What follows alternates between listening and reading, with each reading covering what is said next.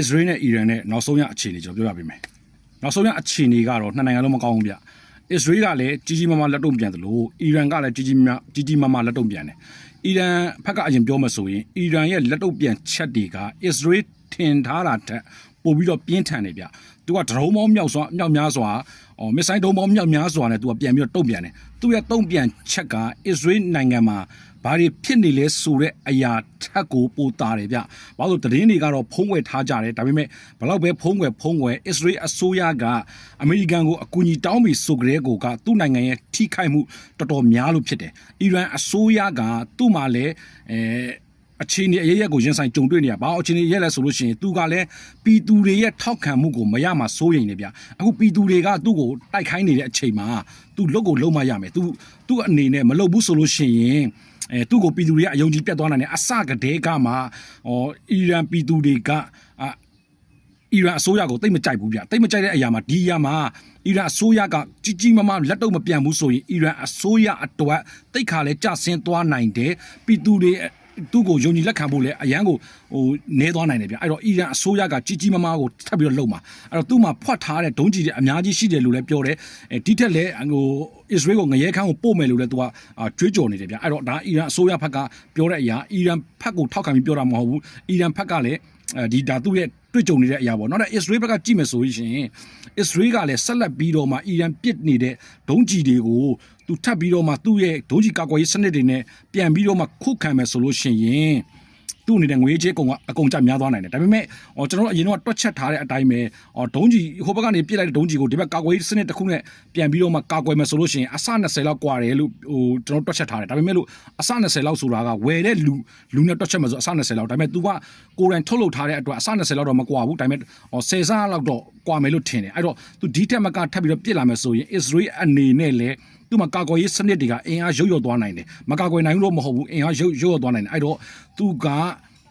ီရန်ရဲ့ရန်ကိုကာကွယ်ဖို့အတွက်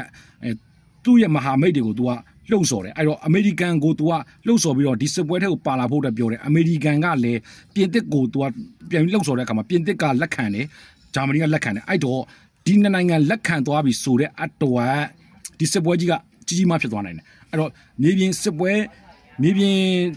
ဲဝင်မလားမဝင်ဘူးလားဆိုတာကတော့ဒါကပြောလို့မရဘူးဒါပေမဲ့ဖြစ်ချင်လဲဖြစ်သွားနိုင်တယ်အီရန်အတွက်လဲစိုးရင်ရနိုင်တယ်လို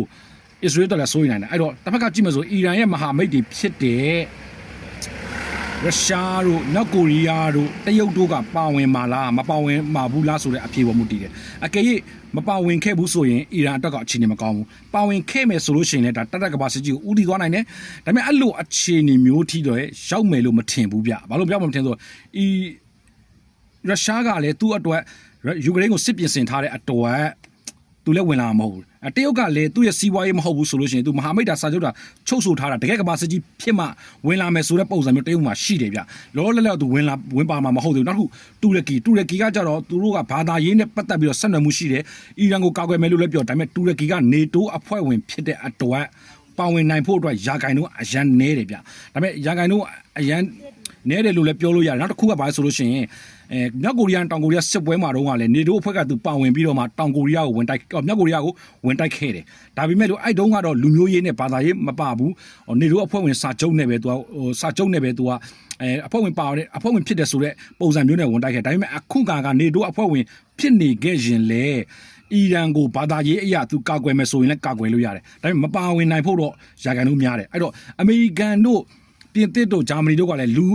ူစစ်တီအင်အားနဲ့ဝင်မလားလို့ပြောမယ်ဆိုလို့ရှိရင်လည်း100မှာ20ရာခိုင်နှုန်းလောက်ပဲရှိတယ်ဘာလို့အဲ့လိုပြောလို့ရလဲဆိုလို့ရှိရင်စစ်တီအင်အားနဲ့မဝင်ဘဲနဲ့အစ္စရေးကိုလက်နက်ထောက်ပံ့မယ်နောက်တစ်ခုကဘာဆိုအမေရိကန်တို့ထုံးစံရှိသည့်အတိုင်းပဲတွေးခွဲမယ်အီရန်နိုင်ငံမှာရှိနေတဲ့အီရန်အစိုးရကိုပုံကန်နေတဲ့သူတွေကိုလက်နက်တပ်ဆင်ပေးမယ်သွေးခွဲတဲ့ပုံစံမျိုးနဲ့လုပ်ပြီးတော့မှအီရန်နိုင်ငံမှာထားခဲ့သလိုလုပ်ဖို့အစီအစဉ်ဖြစ်မယ်ဒါကကျွန်တော်ခံမှန်းတာဖြစ်တယ်ဒီမှာရှိတဲ့လူတွေလည်းလွတ်ခံမှန်းလို့ရတယ်ဒါကျွန်တော်တို့ရဲ့အမြင်ကိုပြောပြတာဖြစ်တယ်ကျွန်တော်တို့မြင်တာထက်ဒီထက်မကအကောင်းမြင်တဲ့သူတွေလည်းရှိရင်ရှိမယ်အဆိုးမြင်တဲ့သူတွေလည်းရှိမယ်အဲ့တော့မိမိကြိုက်နေတဲ့ပြောပြလို့ရပါတယ်လို့ကျွန်တော်နောက်နေ့မှာကျွန်တော်ဆက်လက်ပြီးတော့ပြောပြီးတော့သုံးသပ်ပေးပါအောင်မယ်လို့ကျွန်တော်ရဲ့ page လေးကိုလည်း like and follow လုပ်ပေးကြပါအောင်လို့ကျွန်တော်ပြောပေးချင်ပါတယ်ဗျာ